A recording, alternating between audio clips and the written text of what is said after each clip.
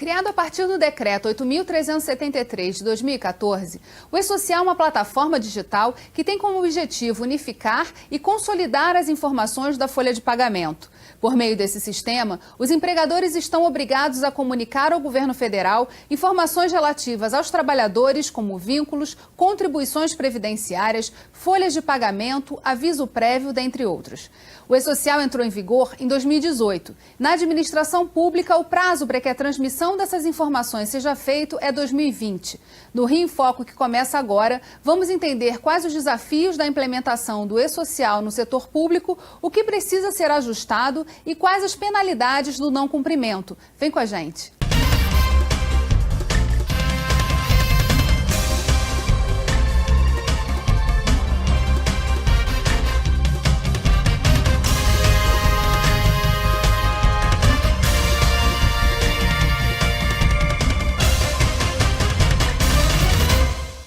O Rio em Foco recebe a advogada trabalhista, Cândida Machado, e o auditor fiscal da Receita Federal, Alex Mendonça. Sistema de escrituração digital das obrigações fiscais, previdenciárias e trabalhistas, também conhecido como E-Social.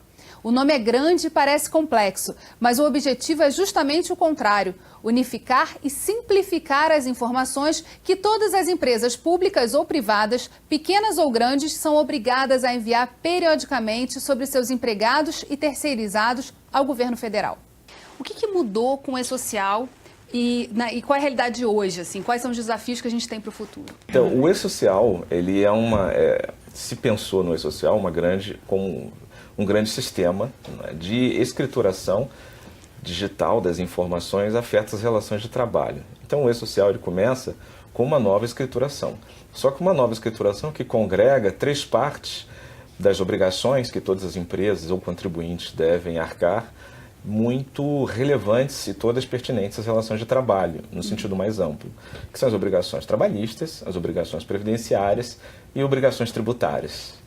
Todas que se referirem necessariamente à relação de trabalho, seja no sentido das relações privadas, como também das relações públicas.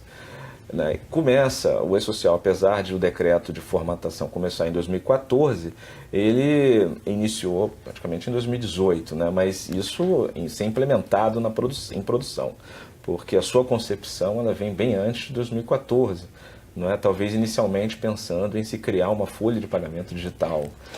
E daí a coisa cresceu muito, se desenvolveu bastante, porque se percebeu a relevância de se aumentar essa quantidade de informações para que pudesse serem assegurados determinados direitos, principalmente previdenciários, trabalhistas e tributários. O que muda na prática para o trabalhador fazendo parte, estando integrado a esse E-Social? Muda principalmente a qualidade das informações. A qualidade das informações muda completamente. As relações de trabalho elas eram prestadas pelas empresas, de uma forma geral, enviadas para o Estado de forma muito separada e muitas vezes repetida. E, eventualmente, podiam ser conflitantes. Então, as informações sociais que migravam para um banco de dados do Estado e que, por exemplo, eram lidas pelo INSS para se conceder o benefício, como as informações que constam no Cadastro Nacional de Informações Sociais, do CNIS, que é o cadastro necessário para conceder o benefício previdenciário, muitas vezes eram informações conflitantes. Então, a concessão do benefício, ela tinha vários problemas. E a gente tem um outro fator também, que muitas vezes, se você tinha algum empregador que ele era muito antigo, faliu, ou se esse trabalhador perdeu a carteira, muitas vezes esses dados ficavam perdidos, né, Alex? Exatamente. No momento em que você entra isso de uma maneira unificada, em uma única plataforma, o próprio trabalhador passa a ter uma proteção maior, porque a gente está falando de todo o histórico de vida dele, que a gente não vai passar a ter mais somente relação de início e final de emprego, né? A gente passa a ter tudo ali, né? Toda a parte de SST, a gente passa a ter salário, retenção, tudo centralizado. Exatamente. A guarda da informação passa a ficar nas mãos do Estado. Antigamente estava nas mãos de cada empresa e o contribuinte ou o segurado, coitado, ele tinha que guardar os seus documentos. Para em um momento de 30, 35 anos depois, quando for requerer o benefício, ter que apresentar esses documentos fazendo prova de toda a sua vida laboral. Agora, o setor privado já ingressou no e-social, quer dizer, hoje as empresas privadas já têm essa obrigação e já desenvolveram seus sistemas, estão agregando as informações dos trabalhadores lá. Em 2020, começa a migração de todas as informações dos funcionários públicos, né? Então, o que representa isso em termos de sistema e de complexificação, acho, de quantitativo, né, de informações que vão estar nessa plataforma? A mudança é bastante grande, porque na iniciativa privada nós temos basicamente trabalhadores vinculados a um regime de proteção, que é o regime geral da Previdência Social. Então nós temos trabalhadores empregados, temos trabalhadores avulsos, temos contribuintes individuais, autônomos, né, segurados especiais, temos empregados domésticos, quer dizer, todos aqueles que laboram, né, na iniciativa privada. Quando vêm os órgãos públicos, que começam em janeiro do ano que vem, né, pela resolução do Comitê Diretivo do E-Social número 2, alterada pela a número 5 no final do ano passado, os órgãos públicos começam e o desafio aumenta, porque cada órgão público pode eventualmente conter pessoas que ali trabalham contratadas pela CLT ou em via regime estatutário. Então, nós teremos regimes de contratação distintos e teremos regimes de proteção previdenciário distintos, que são coisas diferentes. Às vezes a pessoa foi contratada pelo regime estatutário, mas também é protegido pelo regime geral da Previdência Social. Né? Então, e aquele que é contratado pelo regime da CLT é protegido pelo regime geral. Então, no órgão público, nós temos agentes públicos que podem estar vinculados ao regime geral da Previdência, que hoje é gerido pelo INSS, e regime próprio de previdência, gerido por cada ente. Então nós temos, imaginem, uma complexidade grande, porque cada ente, nós estamos falando de 5.570 municípios, nós estamos falando de todos os estados e nós estamos falando de todos os órgãos da União. Agora, já existe um grupo que está testando o ingresso nessa plataforma, e aí você tem alguns estados participando disso. Sim, alguns estados e municípios estão participando desse grupo que está desenvolvendo o layout das informações, como devem ser entregues, inclusive o manual. Quer dizer, é um ponto importantíssimo, porque é a definição de como a informação tem que ser enviada. E isso precisa ser elaborado com bastante calma, bastante parcimônia e com essa participação plural, o máximo possível, para que a gente possa contemplar todas as peculiaridades. Porque, como eu falei, nós temos muitos entes que vão participar e vão começar a enviar suas informações. Cada ente com autonomia para legislar. Né? Esse é a grande complexidade que se inicia com os órgãos públicos. Porque até então todos estão na iniciativa privada, sendo regidos pela mesma legislação. Agora as coisas mudam. E os órgãos públicos vão ter que se preparar para isso. E a gente vai conversar um pouquinho mais no próximo bloco. Não saia daí. Rio em Foco aqui, política e economia caminham juntas.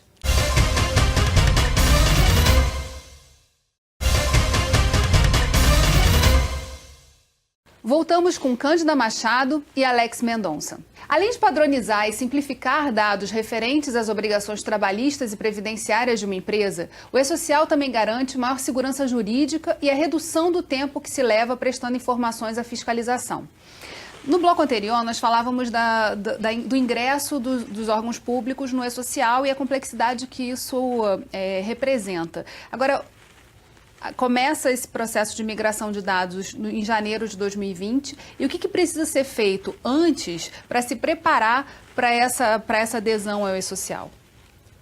Acho que o primeiro passo é que cada servidor, cada agente público vinculado a um órgão público faça a sua pré-qualificação cadastral. Quer dizer, é o momento em que ele deve verificar se seus dados cadastrais estão compatíveis com os dados cadastrais existentes nos bancos de dados públicos, né, oficiais, principalmente o da Receita Federal e o do INSS. Então, no próprio portal do E-Social, existe uma opção à esquerda, no lado inferior da tela, onde tem a opção pré-qualificação cadastral. Então, nesse link, cada servidor pode fazer a sua consulta. E aí é algo que o órgão público pode pedir para todos os seus servidores, né, que verifiquem se existe algum problema. Às vezes a pessoa se casa, não altera o nome de casado, mas não muda a documentação, isso pode dar conflitos. Então, coisas simples que são extremamente necessárias, porque quando começar a enviar os dados cadastrais no ano que vem, de cada ente e dos seus servidores, essa fase já vai estar ultrapassada, que foi uma fase que levou um tempo na iniciativa privada. Porque a gente tem um dificultador, dependendo de qual for o tipo de erro cadastral que esse trabalhador encontra, né, Alex? Ele nem sempre ele vai conseguir resolver via telefone ou via internet. Então, o fato de ele ter que se deslocar ao órgão para que ele faça o ajuste, isso por si já toma um tempo. Exatamente. E ele tem que fazer, quer dizer, o próprio cidadão tem que fazer aquela mudança. Né? Cada ente vê o que achar melhor, não é? Sim. Na iniciativa privada, muitas vezes, a própria empresa faz isso e ajuda os seus trabalhadores, né? No órgão público, muitas vezes o órgão público ele pode pedir, inicialmente, para os seus próprios servidores verificarem, não é, se seus dados estão ok. Não é? E qualquer problema, comunica ao órgão público, o setor de pessoal, e o setor de pessoal ajuda na correção. Então, isso cada ente define e é livre para decidir da forma que achar melhor. Agora, o senhor falou de alguns manuais que estão sendo desenvolvidos ainda e que isso, na verdade, está sendo feito para e passo ao próprio movimento de adesão ao sistema. Quando já tem alguma previsão de quando esses manuais vão começar a ser disponibilizados para que possa se desenvolver essa interface ou reorganizar as informações que cada um desses entes públicos tem? A ideia é que ele seja divulgado o mais rápido possível. O que já existe, e aí é o segundo momento que os entes públicos devem se preocupar, né? Quer dizer, feita essa pré-qualificação cadastral, olhar principalmente a documentação do E-Social disponível no portal e, em especial, para os órgãos públicos, a nota de documentação evolutiva número 2, que foi publicada no ano passado, acho que em julho de 2018, salvo engano, e que é o ponto mais atual que nós temos, onde foi ali definido todas as alterações que ainda serão implementadas no layout do E-Social, que está hoje em produção, para começar a incluir as peculiaridades dos órgãos públicos. Então, o foco do órgão público é olhar essa nota, essa NDE 02, e ver se ali ela tem condições de cumprir, se não tem, é o momento de entrar em contato com os órgãos consorciados para procurar participar também da elaboração e da construção dos layouts, participar da elaboração e construção dos manuais, né, que são feitos a partir desses layouts, exatamente para que o sistema possa ser implementado de forma que todos os órgãos, todos os entes tenham condições de cumprir. E aí tem um ponto importante também, que são as informações sobre segurança do trabalho, né? Quer dizer, as informações de saúde desses trabalhadores. O que muda nessa dinâmica e que tem que também constar e ser enviado para o E-Social? A segurança e saúde do trabalho, na questão do órgão público, ela tem uma peculiaridade, né, interessante. Porque como o órgão público pode ter parcela do seu pessoal vinculado no regime geral e parcela vinculada no regime próprio, dependendo desse público, o cumprimento desses eventos de saúde e segurança do trabalho é diferente, né? Atualmente, até no próprio manual, que foi publicado em janeiro desse ano, o manual que já está em produção, de orientação do E-Social, ele já contempla itens específicos tratando exatamente do envio dos eventos de SST para o órgão público. Então, assim, aconselho a todos a leitura, né, do manual como está em produção, apesar de ele não estar contemplando aquelas evoluções da NDE 02, mas ele explica direitinho como que se deve verificar essas mudanças específicas. Porque, por exemplo, os trabalhadores do regime geral da Previdência, esses terão que enviar praticamente todos os eventos de SST. Quer dizer, para eles, todos os eventos de SST serão enviados. Agora, todos os agentes públicos vinculados ao regime próprio Previdência não têm evento de SST algum. Não é? Então, se o órgão público tem os dois, ele vai ter que enviar, certamente, eventos de SST. E talvez, não em cada evento, não com todas as informações. Então, ele vai ter que analisar caso a caso, conforme o próprio manual, ele destaca direitinho quais são as peculiaridades, o que ele deve enviar ou não. Por isso que é um ponto importante. Primeiro passo, pré-qualificação cadastral. Segundo passo, NDE 02 combinada com o manual de orientação que está em produção, né, para poder verificar a dimensão já do que ele deve esperar. E, eventualmente, até trabalhar algumas resoluções internas, quer dizer, a Perfeitamente. metodologia de trabalho, de disponibilização das informações. E a forma disso vai ter que mudar também. Completamente. Eu acho que nesse ponto a doutora Cândida pode falar sobre isso, né? É importante a gente ter em mente que o órgão gestor trata o órgão público como se um contribuinte fosse, né? E nesse aspecto, a gente vai ter que ter em mente que essas adequações, elas vão ter que ser feitas, principalmente para aqueles municípios ou para aqueles órgãos que têm um regime misto, como a gente chama, né? Que é o geral junto com o próprio. Então, eles já têm que estar atentos a todas essas normas, porque se a gente pega as normas de SST, elas remontam na década de 70, vieram sendo atualizadas e inclusive já estão sendo revisadas para atender o próprio social, mas elas precisam ter um cumprimento mínimo. Por exemplo, às vezes você tem um órgão público que faz folha de pagamento, né, de forma bem separada. Então, os empregados, ou todos aqueles que são contratados pela CLT, e tem uma folha de pagamento, é um setor. Né? E todos os trabalhadores que prestam serviços eventuais, são os autônomos, que eventualmente o órgão público contrata para tratar de alguns aspectos, é um outro setor distinto e uma folha distinta. Às vezes nem é folha, se fala muito, vamos pagar por RPA, e não percebe que na realidade é uma folha de pagamento. Né? Aí a pergunta, mas esses trabalhadores todos têm que ser enviados? Sim, todos têm. Mas todos têm que ser enviados na folha? Todos têm que ser enviados em folha. E o evento é um só. Então, quer dizer, esses dois setores distintos vão ter que passar a se conversar muito bem. Ou, de repente, se juntar para ficar apenas um. Então, na realidade, o que o E-Social acaba precisando para que as informações serem enviadas a contento é uma reestruturação interna. Não só das empresas privadas, que isso já é um fato, já está acontecendo, mas nos órgãos públicos, no Estado. Né? E nós, inclusive, nos órgãos que estamos elaborando, também estamos tendo que pensar como nós vamos ficar, exatamente para poder ler essas informações no futuro e tratá-las. Né? A gente vai fazer um rápido intervalo e voltamos já. Rio em Foco aqui, política e economia caminham juntas.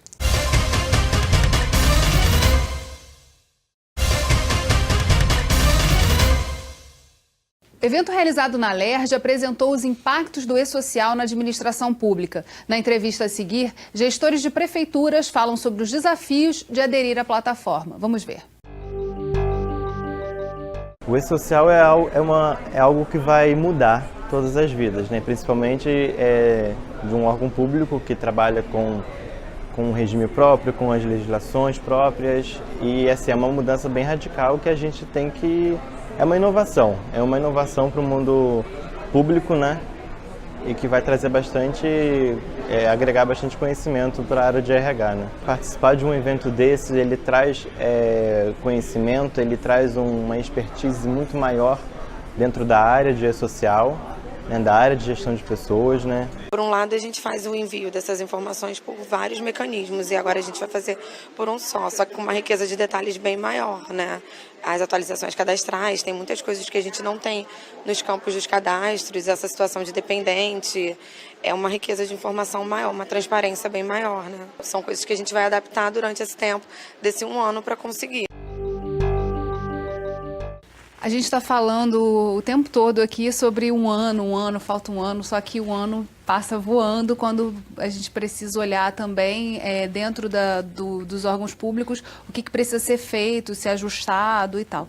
Para os municípios, qual a sua sugestão em relação a buscar fontes de informação, quem eles devem procurar também para poder mergulhar e saber se o que eles estão fazendo pode se ajustar às necessidades do E-Social? Sim, eu acho que uma boa alternativa para os municípios, principalmente os municípios pequenos, né, e às vezes mais distantes do Rio de Janeiro, do Espírito Santo, quer dizer, mas a nossa realidade aqui no Rio de Janeiro é procurar o Tribunal de Contas. Acho que o Tribunal de Contas do Estado do Rio de Janeiro pode ajudar muito, contribuir muito para criar uma linha principalmente um alinhamento de informações entre todos os municípios. Então, as dúvidas, dificuldades, elas podem ser sempre levadas ao Tribunal de Contas, porque Normalmente, os entes, e nós, inclusive, na Receita Federal, nós já proferimos palestras exatamente na Escola de Contas aqui do Rio de Janeiro. E temos contato com o Tribunal de Contas. E eu acho que uma instituição importantíssima, um parceiro extremamente importante e relevante aqui no Rio de Janeiro para disseminar essas informações para os municípios, para o próprio estado do Rio, né, para o próprio município do Rio de Janeiro, para que a gente possa todos caminharem juntos e até mesmo analisar as peculiaridades cariocas, né, aqui e eventualmente fazer alguns ajustes nos layouts. Quais são as consequências para os municípios deles não prestarem as informações corretamente ao E-Social?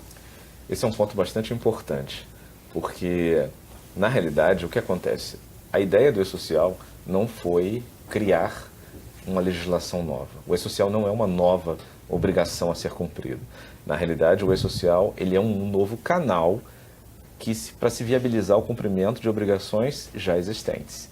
Então, o não envio de informações ao E-Social é o descumprimento de uma obrigação que já existia. As sanções são aquelas que já existiam. Sanções trabalhistas e sanções tributárias. Quer dizer, no caso de um descumprimento de obrigação acessória tributária, é um auto de infração.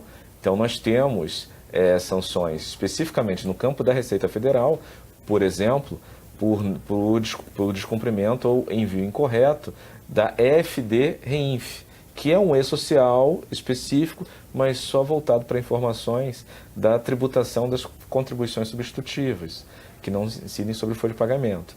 E também para a não entrega da DCTF, que vai ser o programa que vai receber as informações do E-Social e da FD-REINF e vai gerar a guia, o DARF, para o recolhimento das contribuições previdenciárias. Então, o que deve ser observado é cada obrigação que hoje já existe, que sempre existiu, nessas legislações trabalhistas, previdenciárias e tributárias, agora elas serão informadas por eventos específicos. Mas tem uma velocidade muito maior aí também dessas informações serem vistas por quem está fiscalizando, né? Sem sombra de dúvidas, né? Agora, o perfil, inclusive, da fiscalização, ele provavelmente vai mudar, né? Provavelmente, e aí, entrando na área trabalhista, a fiscalização do trabalho vai ter um perfil completamente distinto, porque as informações estarão todas sendo enviadas, é uma declaração nova.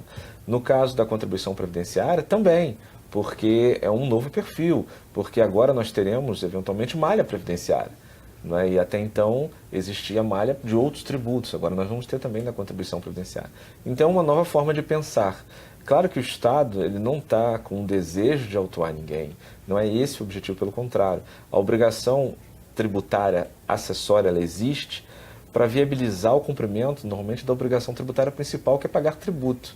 Então, o objetivo maior é que o contribuinte, aí no caso todos os órgãos públicos como contribuinte, que eles encaminhem para essas informações. Então, nós sabemos que é uma mudança de paradigma, sabemos que é uma nova sistemática completamente diferente, distinta. Então, o objetivo não é, não enviou no prazo, será multado. Não, nós vamos observar a realidade de cada ente, vamos verificar as dificuldades. Isso já aconteceu na iniciativa privada também, não é? E agora no órgão público também. Agora, no processo todo de revisão e de reforma da Previdência, tudo isso também vai sofrer mudanças, mas vai alterar também esses limites de data para a entrada dos órgãos públicos? Isso provavelmente o comitê gestor, o comitê diretivo do E-Social é que vai analisar qual é a situação melhor, né? Até para pensar estrategicamente qual é a melhor forma de se implementar isso. Porque inclusive, nós temos uma PEC e uma proposta inicial, né? Sim, exatamente. Muito debate vai acontecer. Então, até se apurar o texto final e desse texto final a gente conseguir visualizar quais são os impactos no sistema, vai ser só esse momento em que o comitê vai se organizar, vai se reunir, vai verificar como fica, dá para cumprir o calendário, vamos ter que fazer alguns ajustes. Então, acho que essa é algo que vai ter que ser analisado com mais calma mais adiante. Mas no momento a posição não vai mudar data nenhuma por enquanto. Sim, então precisa começar a fazer toda essa revisão. Isso. Até porque você vai ter prazo, né? Então, aquele gestor público precisa ter em mente que da mesma forma que as empresas privadas tiveram um calendário para que elas fizessem a transmissão, também o gestor público vai ter prazos que serão fixados, né, Alex? Sim. E se eles não transmitirem dentro daqueles prazos que forem fixados, muito embora a gente só tenha o primeiro prazo, que vai ser janeiro, mas a gente sabe que ao longo desse ano a gente vai ter ainda um calendário que ainda vai fixar. É importante que esse gestor entenda que ele passa a ter prazo para ele prestar todo esse lote comunicativo, como bem o Alex falou. E se ele não prestar, ele deixa de cumprir a obrigação.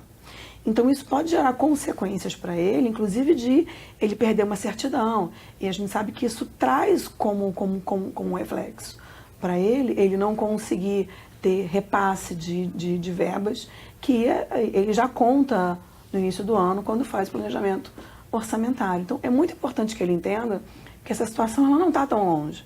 À medida em que ele pode ir fazendo um planejamento, já mapeando, né, Alex, como é que está a situação dele hoje, se o software dele já, qual é o nível de análise que esse software dele precisa ainda fazer uma modificação ou não, como está a folha de pagamento dele hoje, quais são aquelas informações que a gente já sabe que vão ser solicitadas, independente de quem seja o perfil desse ente empregador, seja ele público ou seja ele privado.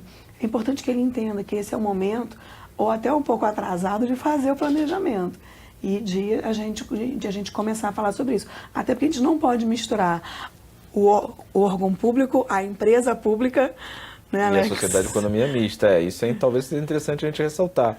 Nós estamos falando de órgão público, mas o órgão público, normalmente, em regra, nós estamos falando de pessoas jurídicas de direito público.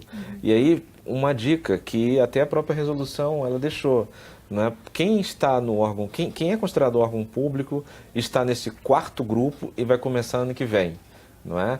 Como a gente pode separar? Vamos consultar a resolução, número 2, e ela diz que quem está no quarto grupo são aqueles que estão no anexo 5 da Instrução Normativa da Receita Federal 1634. Essa instrução normativa já foi atualizada, tem uma nova instrução, mas é a instrução normativa que trata do CNPJ, mas o anexo 4, o anexo 5, ele pode ser consultado, vale a pena. E lá o primeiro grupo fala exatamente de quem são os órgãos públicos. Ele traz a natureza jurídica de todos eles. E aí, se reparar, a empresa pública e sociedade de economia mista não está ali. Por quê? Empresa pública e sociedade de economia mista são pessoas jurídicas de direito privado. São empresas, são entidades empresariais, estão no segundo grupo ou no terceiro. Então, tem que ser verificado isso. O quarto grupo começa ano que vem, são normalmente pessoas jurídicas de direito público, né? Então, órgãos públicos, autarquias públicas, fundações de direito público, né? Existem algumas consórcio público de natureza pública, tem consórcio público de natureza privada, mas são situações peculiares que vale a pena se consultar direitinho, consultar a instrução para ver se de fato em qual grupo está. Porque às vezes a pessoa pensa que está no grupo 4 e na realidade deveria já ter começado esse ano. A gente, que de fato representa, na verdade, o ingresso da administração pública no e-social, é um salto quântico em relação a dados, informação e uso de tecnologia para poder analisar todo esse movimento que precisa ser feito para poder garantir o direito dos trabalhadores, sejam quais quer um deles, né? Exatamente. No caso dos órgãos públicos, principalmente, porque além das contribuições, além da parte tributária, a União ela também é responsável pela gestão dos regimes próprios de previdência. Isso está na Lei 9.717, que é uma lei que, pela atual reforma da Previdência, texto posto atualmente, ela deve ganhar um reforço, porque ela, se essa atual PEC passar nos termos em que está, essa lei vai ser recepcionada como lei complementar, então ela ganha uma força a mais, não é? E a União tem uma responsabilidade muito grande pela gestão. E essa gestão ela vai ser muito melhor realizada por meio das informações que agora serão prestadas pelo e-social. E isso em termos de verificação da situação atuarial dos regimes próprios de previdência, que é um problema que o país está enfrentando atualmente, é extremamente relevante. Então, o e-social, além de melhorar a qualidade das informações, além de viabilizar a fruição de direitos previdenciários dos trabalhadores, além de viabilizar recolhimentos de contribuições previdenciárias, de permitir a fiscalização dos direitos trabalhistas, também vai viabilizar bastante a gestão dos regimes próprios de previdência. Bem, infelizmente, o nosso programa chegou ao fim. Obrigada, Cândida, obrigada, Alex, e obrigada a você, telespectador, que acompanhou a gente até aqui. Aproveita e segue a gente no nosso canal do YouTube. Não deixe de assinar e ficar por dentro de tudo que rola no Fórum de Desenvolvimento do Rio. E se você deseja enviar dúvidas e sugestões, o endereço de e-mail e o WhatsApp está passando aí na sua tela. A gente se vê no próximo programa. TV Alerj, o canal do Povo Fluminense. Até a próxima.